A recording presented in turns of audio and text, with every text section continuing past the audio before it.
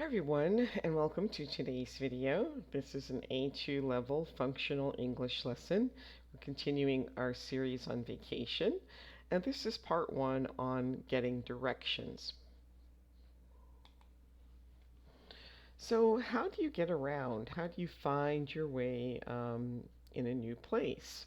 Well, these are some common ways. We'll look at each of these. Interactive maps, street signs, a compass, computer assisted app on your phone, or GPS. Those are all some ways to get around when you're in a new place. Okay, so it says, Welcome to Sherborne. What can you see in this map of Sherborne? Well, we've got a number of streets, roads, and avenues, a lot of different kinds of buildings. Nothing's really labeled though, so we don't know exactly what's here. This looks like a park or a playground. This looks like maybe a church or a mosque, maybe a church over here, possibly a park. Not really sure what some of these other buildings are. Could be businesses, could be homes. All right, so Lars loves to travel. Lars travels often, and when he goes to a new place, he likes to use a map to get around. So we're going to read this text. You can either pause the video and read on your own or follow along as I read. When I'm in a new city, I always take a map with me. I use a map to find my way around. You can find good maps everywhere, especially at bookstores. But these days, you don't have to buy a map. If you have an internet connection, you can use online maps to get directions. A good map shows you a lot of details, and it usually has symbols instead of words. Of course, if I'm in a new place, I also ask people on the street for directions. Most people are helpful and like to give information. So maps also often contain symbols and icons on them. These help you to locate something without using a lot of words. So what could these icons represent on a tourist map? And what other buildings and places can you find on a map?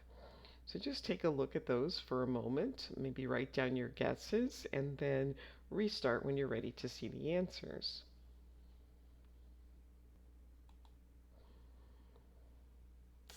All right, it doesn't actually give us the answers there, but we can probably figure out some of these. This looks like maybe tourist information, possibly a hospital, post office, restaurant, a first aid station, maybe an ATM or a bank, possibly a church, police station, maybe a grocery or convenience store. This one is perhaps luggage storage, maybe. All right, so now they give us some ideas of how to match these up. Um, so again, you can take a look at those and then restart the video when you're ready to check the answers. So this was travel agent, and then tourist or information office, hotel, not hospital. Sometimes the H stands for hospital, but this is hotel. Post office, restaurant. This is the hospital. Bank, church, police, and supermarkets. We had most of those right. A few differences. All right, now this time we have some of these icons on the map, and what can you see? And you can kind of describe where these places are. Well, it looks like there is a restaurant at Ann Road and Hayward Street, just off the intersection. There's a hospital on Queen Street. There is a travel agent on Aldgate Avenue near Agnes Road. And there is a post office on Owen Road near King William Road.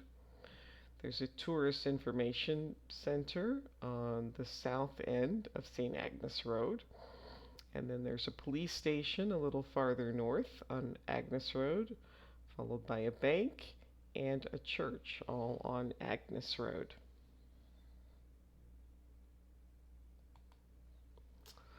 All right, so Cameron lives in Sherborne, and read his description of where you can find different buildings and places. So again, you can pause the video and read on your own, or you can follow along as I read. Sherborne is a small town. Though many tourists come here, there are many sites for tourists to visit. For example, you can visit the Sherborne Museum on Haworth Street. If you like art, there's the Walsh Gallery on Owen Road. You also have a world-famous zoo on Gilbert Avenue. The zoo is next to Sherborne Park. At the corner of St. Agnes Road and Gilbert Avenue, you can visit the statue of Clarice Sherborne. Clara was a famous soldier, and the town is named after her. Actually, if you want to go sightseeing in Sherborne, you should visit the Tourist Information Office on St. Agnes Road. So now it's also helpful to know prepositions in order to describe where something is, especially at, in, and on. So there is a bank on Owen Road. So we talk about things being on a certain street. There's a swimming center in Sherborne, so within a city or a town or a state or a region, we say in. The police station is on St. Agnes Road, and there's a hotel at the corner of Owen and Ann Roads. Alright, so now take a look at each of these at the map and see if you can write some descriptions of where each thing is using both the symbols and the streets. So you could say there is a bank on St. Agnes Road at Owen Road. Uh, there is a tourist information center at the corner of Aldgate Avenue and Agnes Road. So go ahead and write a few of those descriptions for each of the places that you can see on the map. We often need to show the relationship between two things. We're going to look at some examples. So we have Joe, Tom, and Pete. So Tom is opposite Pete. We could also say Tom is facing Pete, and Joe is behind Tom, and Tom is in front of Joe. And then here we could say the cube is next to the cylinder.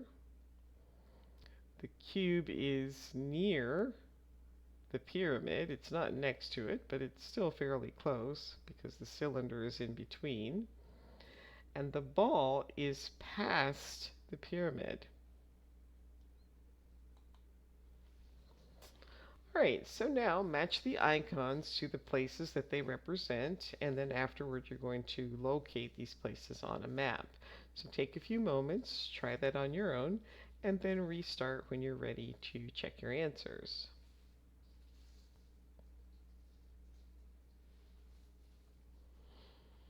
Alright, let's take a look at the answers. So A is a landmark or monument. B is a museum. C is a zoo. D is the currency exchange. E is cafe or refreshments. F is the train. G is department store or shopping. H is a bakery. I is an art gallery. And J is an airport.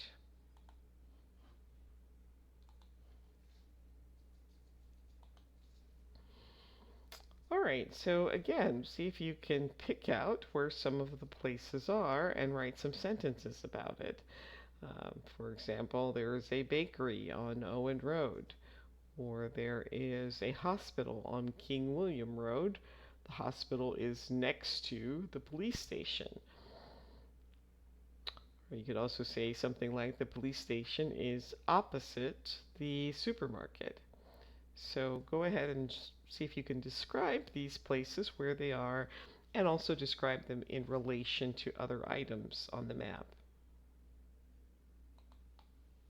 All right, now you want to make some sentences about Sherborne.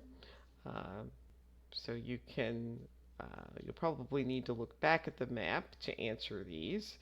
But as you look at the map, indicate where each of these items are. And you can pause the video to do that and then restart when you're ready to check your answers. All right, there is a large fountain at the junction of King William Road and Gilbert Avenue. You will find a playground opposite the cafe on Hilbert Street.